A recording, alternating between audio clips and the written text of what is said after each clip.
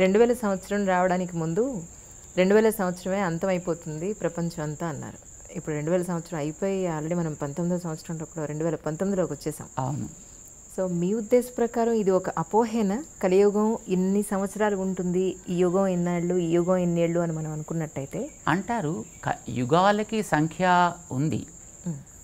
ఇప్పుడు ఒక రోజుకి ఇన్ని గంటలు, ఇదివరకు దాన్ని ఘడియలు విఘడియలు అనేవారు. దానికి ఏదో ఒక క్రమం ఉంది. అనే తర్వాత మళ్ళీ అది సైకిల్ తిరుగుతూ మళ్ళీ సూర్యోదయం వస్తుంది, మళ్ళీ సూర్యాస్తమయం కూడా వస్తుంది. ఇది ఒక సైకిలిక్ ప్రాసెస్లో తిరుగుతూ ఉంటుంది. రోజులు కూడా అట్లానే తిరుగుతాయి. నెల తిరుగుతోంది, సంవత్సరం తిరుగుతోంది. సంవత్సరం తర్వాత మళ్ళీ మనం నేచర్లో we are able to observe the process repeated, right? So also యుగాల క్రమం కూడా అట్లానే ఉంది. ఇప్పుడు 4,32,000 సంవత్సరాలు అయితే కలియుగం అన్నారు. ఇంటూ 2 చేస్తే ద్వాపరం అన్నారు. ఇంటూ 3 చేస్తే త్రేత అన్నారు. ఇంటూ 4 చేస్తే కృత. ఈ 4 కలిపితే 4, 3, 2, 3 సున్నాల బదులు ఇంకొక సున్నా పెరుగుతుంది, 4 సున్నాలు వస్తాయి. అంటే కాలం అనేటటువంటి దాని యొక్క calculation was so accurate. Nature is very accurate, wear man cannot handle are meddle with it. Okay. ప్రకృతిలో మీరు ఏది చూసినా అలానే ఉంటుంది. ఇప్పుడు మీరు ఒక పుష్పం చూడండి, దానికి వచ్చేటటువంటి దళాలు, వాటి యొక్క మెజర్మెంట్స్ అన్నీ చాలా ఎగ్జాక్ట్గా ఉంటాయి. అందులో వచ్చే కేసరాలు ఎగ్జాక్ట్గా ఉంటాయి. దాని కింద వచ్చే స్టాక్ చాలా ప్రాప్రియేట్గా ఉంటుంది. ఏ పువ్వులు ఎక్కడ చూసినా అట్లానే ఉంటాయి. ఏ కీటకాలని మనం చూసినా వాటి రెక్కలు గిక్కలు, వాటి యొక్క అందం, వాటి యొక్క మెజర్మెంట్స్ అదే క్రమంలో ఉంటాయి. అందులో అప్పుడు మనుషులు తయారు చేస్తే వచ్చినట్టుగా ఒకటి పొడుగు, ఒకటి పొట్టి, ఒకటి లావు సన్నం, ఒకటి థిక్నెస్, ఒకటి పల్సగా అలా ఉండదు. Other than man everything in the nature is accurate to the dot. కాలం కూడా అంతే. సో ఈ కాలం కూడా ఒక క్రమంలో తిరుగుతూ ఉంటుంది. అది తిరిగిన తర్వాత మళ్ళీ రిపీట్ అవుతుంది. సైకిల్ మళ్ళీ రిపీట్. ఇప్పుడు 2000 సంవత్సరాలు కలియుగం అనే దాంట్లో అసలు అది ఏమడదు. అది బికాజ్ కలియుగం ఇప్పటికి ఆరంభమయ్యి 5,119 ఏళ్ళు దాటింది. ఓకే. దీనికి పూర్తి అవ్వడానికి 4,28,000 సంవత్సరాల కాలం ఉంది కలియుగానికి. Okay. So 5,000 is really nothing. మధ్యలో ఎక్కడో ఒకచోట ప్రారంభించి కాలాన్ని లెక్క పెట్టడం ప్రారంభం చేశారు. దానికి 2,000 years అని అన్నారు. ఎక్కువ మంది ఆ కాలమానాన్ని తీసుకుని ఇప్పుడు 2000, 2019 అని అంటున్నారు. ఇప్పుడు కలియుగం నిజానికి 2000 సంవత్సరంలో అయిపోతుందని అనలా. అప్పుడు అన్నది ఏంటంటే కంప్యూటర్ కనిపెట్టిన తర్వాత, ఓకే, 1980sలో బహుళ ప్రాచుర్యాన్ని అది అందుకున్న తర్వాత దాంట్లో ప్రోగ్రామ్ చేసినటువంటిది 2000 దాకా దాన్ని ప్రోగ్రామ్ చేశారు కనుక, ఓకే, సో దాన్ని Y2K అని దానికి ఒక పేరు పెట్టి, ఆ December 31st కాగానే ఇంకా తర్వాత అది ప్రోగ్రామ్స్ అన్నీ కూడా ఇంకా క్రాష్ అయిపోతాయి. సో దానివల్ల మొత్తం సెటప్ అంతా ఎక్కడిదక్కడ స్టాప్ అయిపోతుంది. అంతే, ఇంకా అది ఒక కంప్యూటర్ స్టాప్ అయిపోయిందంటే మొత్తం ప్రపంచం అంతా తల్లకిందులు అయిపోయినట్టే అని భావించారు. దానికోసం మన దేశం నుంచి చాలామందిని, వచ్చిన వాళ్ళని రాని వాళ్ళని, ఆ పేరు పెట్టుకున్న వాళ్ళందరినీ మొత్తం బయటికి పంపించారు, అమెరికాకి పంపించారు. ఏదైనా వాళ్ళు చేస్తారు కదా, చేయాలి కదా, చేయించాలి కదా అనే ఉద్దేశంతో. సరే, 2099 December 31st చక్కగా నడిచింది. మర్నాడు పొద్దునే మళ్ళీ తెల్లారింది, సూర్యుడు వచ్చాడు, పక్షులు ఎగిరాయి, గాలి వీచింది, అన్నీ బాగానే సాగాయి. జనాభా కూడా బాగానే సంచరించింది. మళ్ళీ 2012 వచ్చేటప్పటికి మళ్ళీ అలాగే అయిపోతుంది ఇంకొకటేటో అని మాయన్ కల్చర్కి సంబంధించినటువంటి కాలమానం ప్రకారం ఇదేదో అయిపోతుంది అని అనుకున్నారు. సేమ్ అప్పుడు కూడా December probably 22nd or something date అనుకుంటాను బహుశా, అయిపోతుంది. ఆ వేళ నెక్స్ట్ డే మార్నింగ్కి మొత్తం అంతా everything will be close down, the cinema మొత్తం సెటప్ అంతా క్లోజ్ అయిపోతుందని అన్నారు. But nothing is happen, everything was just moving normal. యుగాంతమైన అంతే. యుగాంతం అయిపోతుందంటే యుగం అవ్వగానే మొత్తం అన్నీ క్లోజ్ అయిపోతాయి కదా. మన December 31 అవుతోంది, మళ్ళీ January 1 ఆరంభం అవుతోంది, మళ్ళీ మామూలుగా సాగుతోంది కదా. సో యుగాలు పూర్తయినా, యుగాలు ఆరంభమైనా జరిగేటటువంటి మనిషి యొక్క గతి అనేది ఎప్పుడు సాగుతూనే ఉంటుంది. అయితే వ్యక్తిలో ఉండేటటువంటి తట్టుకునే సామర్థ్యాల యొక్క కొలమానాన్ని బట్టి యుగాల యొక్క కొలమానాన్ని చెప్పారు. వ్యక్తిలో తట్టుకునే శక్తి ఎంత ఉంటుంది, పనిచేసే శక్తి ఎలా ఉంటుంది. ఇప్పుడు శక్తి క్రమంగా తగ్గుతోంది, మనలో స్టామినా తగ్గుతోంది, ఓపిక తగ్గిపోతోంది. ఇప్పుడు మా చిన్నప్పుడు పాఠం ప్రారంభిస్తే 6 గంటల సేపు చెప్పేవారు ఆగకుండా ఒకటే పాఠాన్ని, అలా సాగుతూ ఉండేది. మా కూర్చునేవాళ్ళు, వినేవాళ్ళు, చెప్పేవాళ్ళు చెబుతూ ఉండేవారు, వినేవాళ్ళు వింటూ ఉండేవారు.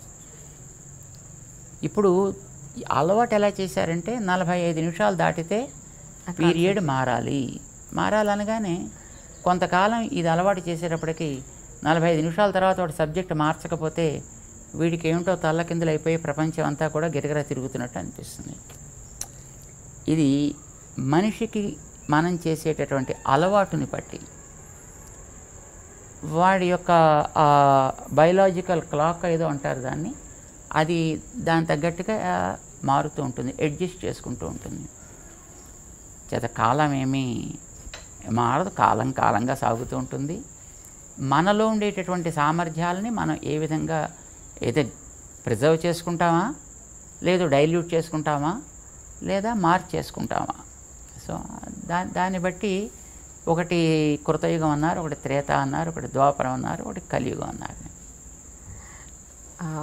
మీకు చెప్పడానికి అభ్యంతరం అయితే వదిలేస్తాను, అభ్యంతరం లేకపోతే అడుగుతాను, మీరు ఆన్సర్ చెప్పాలని అనుకుంటే. చాలామంది స్వామీజీలు ఉన్నారు మన భారతదేశంలో. కొంతమంది ప్రజల దగ్గరికి పెడతారు, హగ్ చేసుకుంటారు, లిటరల్గా పొలిటికల్ వాళ్ళు వచ్చి ఇష్టమైన వాళ్ళు వచ్చినట్టు ముద్దులు పెడతారు. మీరు మాత్రం ఎవరిని ముట్టుకోరు, ఎందుకని?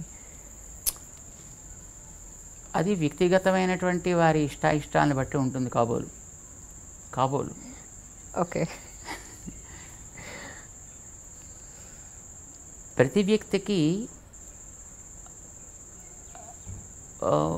ఒక పద్ధతి, ఒక నియమము ఉండాలి. అది తన యొక్క పరంపరకి తగ్గట్టుగా ఉండాలి. సన్యాసి అంటే సన్యాసికి కూడా ఒక పరంపర ఉంటుంది. ఆ పరంపరకి తగ్గట్టుగా తాను ఉండాల్సినటువంటి బాధ్యత ఉంటుంది. ఆ పరంపర ఎలా ఉండాలి అనేది పూర్వులు ఆచరించినటువంటి విధానం ఉంటుంది. యథా తే తత్ర వర్తేరన్ తథా తత్ర వర్తేథాః, యథా తే తేషు వర్తేరన్ తథా తేషు వర్తేథాః. వేదం చెప్తోంది, నీ పూర్వులు ఇలాంటి సిచ్యువేషన్ ఎదురైనప్పుడు ఏ విధంగా ప్రవర్తించారో ఆ విధంగా నువ్వు ప్రవర్తించు. ఒక్కొక్క కార్యం చేసేటప్పుడు దానికి ముందు వెనకలు కూడా ఏవో కొన్ని ఉంటాయి. వాటిని వాళ్ళు ఏ విధంగా ఆచరించేవారో నువ్వు కూడా ఆ విధంగానే ఆచరించు. ఇది వేదం చేసినటువంటి అనుశాసనం. It's a command given by Vedas. So వేదాల్లో చెప్పిన దాన్ని ఆచరించేవాళ్ళు కొందరుంటారు, వైదికమైన పద్ధతిని ఫాలో అయ్యేవాళ్ళు కొందరుంటారు, స్వయంగా నిర్మించుకున్నటువంటి నియమాలను బట్టి ప్రవర్తించేటువంటి వాళ్ళు కొందరు ఉండొచ్చును. బట్ వాళ్ళ ఇష్టాన్ని బట్టి ఉంటుంది అది. మరి బహుశా మేము మా పెద్దవాళ్ళు ఎలా చేసేవారో అలా ఉండాలని అనుకునేవాళ్ళం కాబోలు, అందుకోసం మేము ఇలాగే ఉంటాం. అంటే మీ గురువుగారు ఇలాగే ఉండేవారండి? ఎస్, మేము మా ఆరాధన, మా కార్యక్రమాలు చేసేంతవరకు మేము ఒక పద్ధతి ప్రకారం ఉంటాం. అది అయిన తర్వాత మనం ఏదైనా బయట సామాజికమైన కార్యక్రమాల్లోకి వెళ్ళినప్పుడు అక్కడ సామాజికమైనటువంటి కార్యక్రమానికి ఎంతవరకు అవసరమో అంతవరకు మేము అక్కడ ఉంటాం. మీ గురువుగారు ఆఖరిగా మీకు చెప్పిన మాట ఏమిటి అంటే మీరేం చెప్తారు? మా గురువుగారు మాకు ఆఖరి మాట అంటూ అలాగేం చెప్పలా. ఎందుకంటే వారు ఒక సంకల్పం చేశారు. ఈ ధర్మాన్ని మనం ఇట్లా కొనసాగించాలి. ఆ కొనసాగించడంలో మనకిచ్చినటువంటి శక్తిని బట్టి మనం చేయాల్సిన పనులని మనం చేసుకుంటూ వెళ్ళాలి. అది చెయ్యాలంటే దానికి కావాల్సినటువంటి వెనకాతల మనకి పరికరం కావాలి, దానికి కావాల్సినటువంటి ఆధికారికత కావాలి మనకి. అంటే దానికి కావాల్సిన ప్రమాణాలు మన దగ్గర ఉండాలి, కార్యక్రమాన్ని మనం చేయాలి.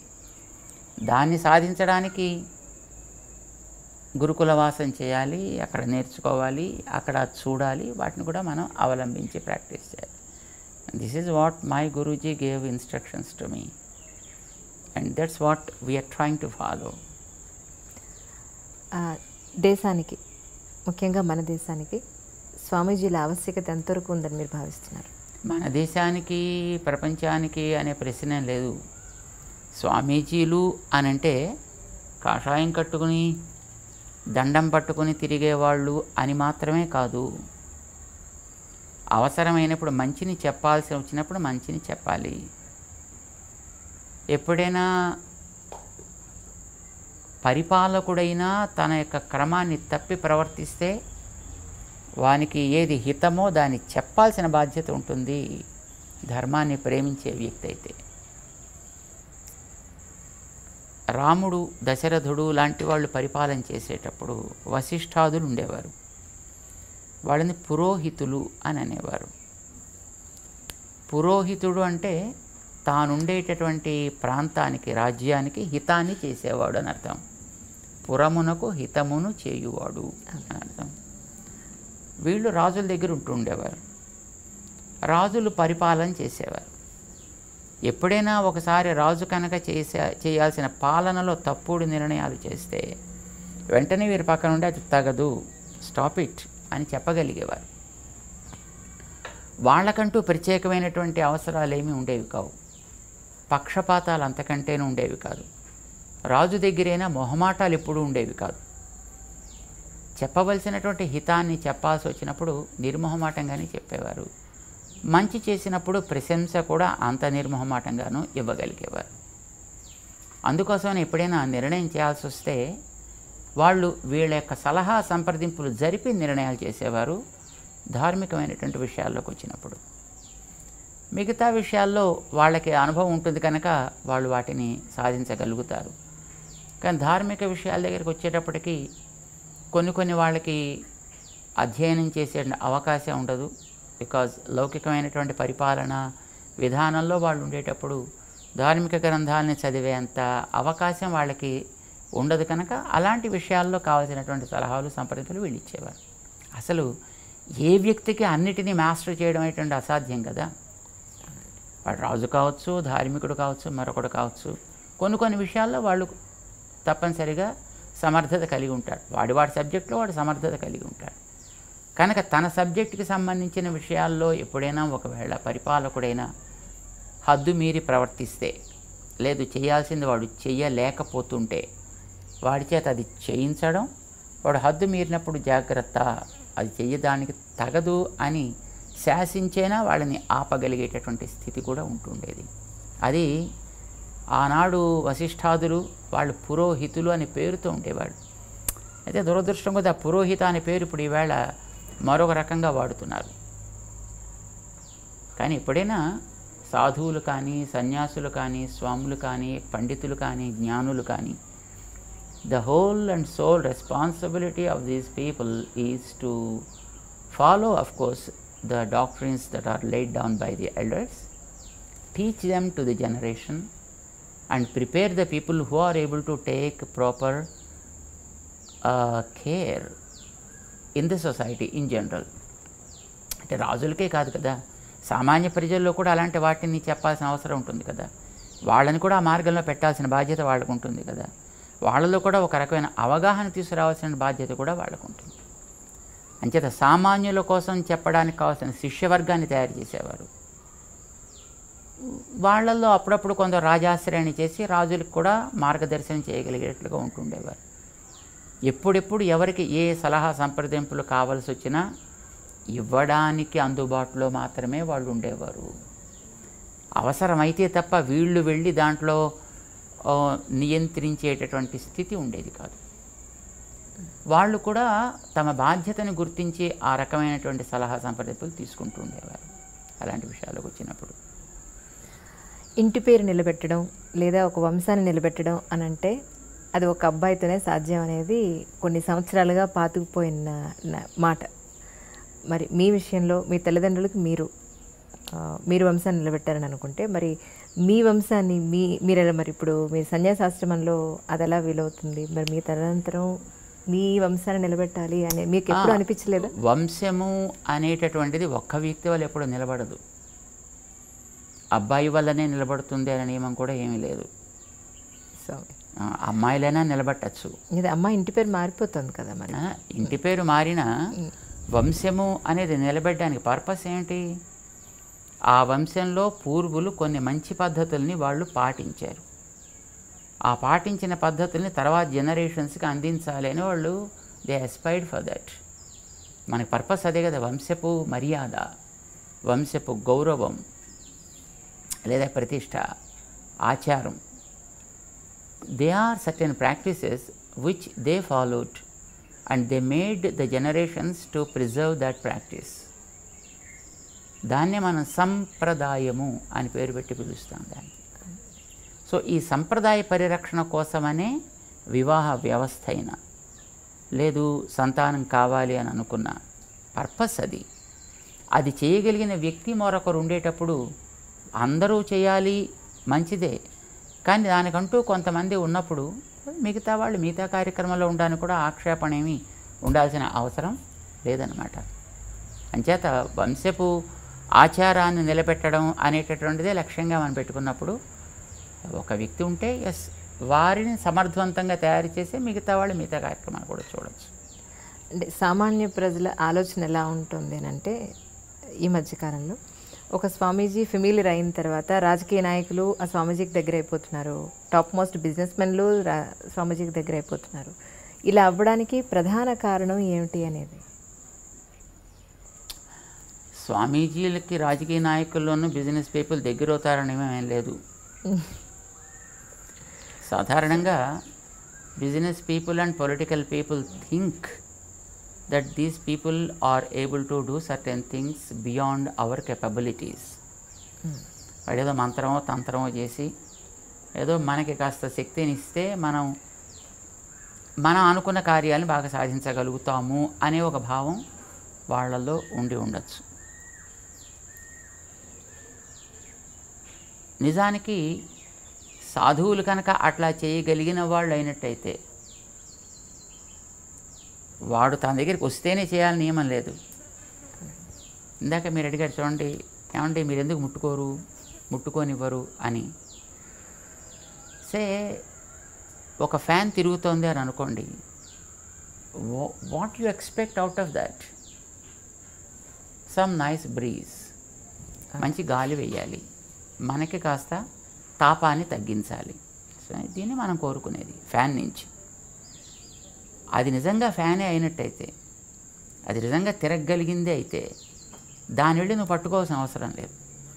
అది నిన్ను పట్టుకోవాల్సిన అవసరం అంతకంటే లేదు. దాని మానాన తిరుగుతుంటే నీకు గాలి వేస్తుంది, నువ్వు యూ ఫీల్ కంఫర్టబుల్, రైట్? దాన్ని పట్టుకుని మనం తిప్పితే తప్ప అది మనకి గాలి వేయని స్థితిలో ఉందనుకోండి, అప్పుడు అలాంటప్పుడు ఆ ఫ్యాన్ తీసి పక్కన పెట్టేయడం చాలా సుఖం. మన చేతిలో విసనకర్ర పట్టుకుంటే అప్పుడు మనకు కావాల్సినట్టుగా అది గాలినిస్తూ ఉంటుంది కదా. So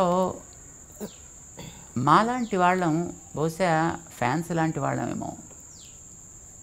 it not fan for somebody but we are fan for the society. So we give the breeze. If we are really able to give the breeze, no one need to do anything to us. And if we really can't give that kind of breeze, I think coming and doing any kind of thing will serve no purpose. అప్పుడు waste కదా. అప్పుడు వీడుకుంటే పాపాలు మిగతా వాళ్ళకి అంటుకుంటాయి ముట్టుకుంటే. స్వామి, పునరపి జననం, పునరపి మరణం అని అంటారు కదా జనరల్గా. దాన్ని మీరు నమ్ముతారా? యాక్చువల్గా నమ్మేది మనం నమ్మితే ఒకటి అవుతుంది, మనం నమ్మకపోతే ఒకటి ఉండదు అని ఏంది కాదు కదా. ఇప్పుడు పుట్టుట గిట్టుట ఇవి రెండు ఎప్పుడూ ఉంటాయి. ఎవరికి? ఆత్మకి. ఓకే. ఇప్పుడు ఈ పైది శరీరం, ఈ శరీరం లోపల దీంతోటి ఈ పనులు జరపడానికి తోడ్పడేది ఒక ఆత్మ అనేది ఉంది అనేది మనకి శాస్త్రం చెబుతోంది కనుక మనం దాన్ని విశ్వసిస్తున్నాం. ఈ ఆత్మ అనేది ఒక కర్మ వల్ల శరీరంలోకి వస్తుంది. అది డిపెండ్స్ అపాన్ ద కర్మ. ఆ కర్మ ఒక రకంగా ఉంటే మనిషి శరీరం, ఇంకొక రకంగా ఉంటే ఏదో జంతు శరీరం, ఇంకొక రకంగా ఉంటే చెట్టు శరీరం, ఇంకో రకంగా పక్షి శరీరం, ఇంకో రకంగా దేవతా శరీరం. కర్మల్లో ఉండే తారతమ్యాన్ని బట్టి శరీరాలు వస్తాయి. అది కర్మ ఉన్నంత వరకు ఆ బాడీ ఉంటుంది. కర్మ అయిపోగానే ఆ బాడీని మళ్ళీ వదిలిపెట్టి ఇంకో చోటుకు పోవాలి. డ్యూటీ కోసం మనం ఒక ఊరు వెళ్ళినప్పుడు ఆ ఊళ్ళో ఎక్కడో ఒక రూమ్ రెంట్ తీసుకుంటాం, ఆ ఊళ్ళో ఉంటాం, పని చేసుకుంటాం. అయిపోగానే we quit the room and just we go to our own place, right? So also మనకి ఈ బాడీస్ అనేటటువంటి ఒక కర్మ అనుభవం కోసం వస్తాయి. కర్మ అవ్వగానే బాడీస్ పోతాయి. బాడీలోకి రావడం అనేది జన్మ అంటారు, బాడీని వదలడం అనేది మరణం అంటారు. మరణం అంటే ఆత్మ ఏమవ్వదు, ఈ బాడీకి ఏమీ అవ్వదు. బాడీ అనేది it's a component of 5 elements. మళ్ళీ 5 ఎలిమెంట్స్ కింద మళ్ళీ మారిపోతాయి. లోపలికి వచ్చిన జీవుడు మళ్ళీ దీన్ని వదిలిపెట్టి దీన్ని వెళ్ళిపోతాడు. వాడికి వెనకాతలు ఉండే స్టాక్ని బట్టి మళ్ళీ వాడు ఎక్కడికో వెళ్ళాలి, ఇంకొక బాడీ తీసుకుంటాడు. So taking a new body is called జన్మ అండ్ చెకింగ్ అవుట్ దట్. చాలా సంతోషం స్వామి. మిమ్మల్ని ఎక్కువ ఇబ్బంది పెడితే క్షమించాలి, ఏమి అనుకోండి దయించి. చాలా సంతోషం. మీరు ఇంతటి గొప్ప అవకాశాన్ని ఇచ్చినందుకు నిజంగా మీకు నేను చాలా రుణపడి ఉన్నాను. చాలా ధన్యవాదాలు. నిజంగా సంతోషం. Press the bell icon for more updates. Subscribe to iDream. Subscribe to iDream. Please subscribe to iDream. Subscribe to iDream. Please subscribe to iDream. For more such videos, please subscribe to iDream. For more videos, please subscribe to iDream. And you're watching iDream Media. Please like, share and subscribe to the channel. And don't forget to subscribe to iDream. Please subscribe iDream Media. Do subscribe to iDream. Subscribe to iDream Media. Do subscribe to iDream Media. Don't forget to subscribe. Click on the button below. Don't forget to subscribe to iDream.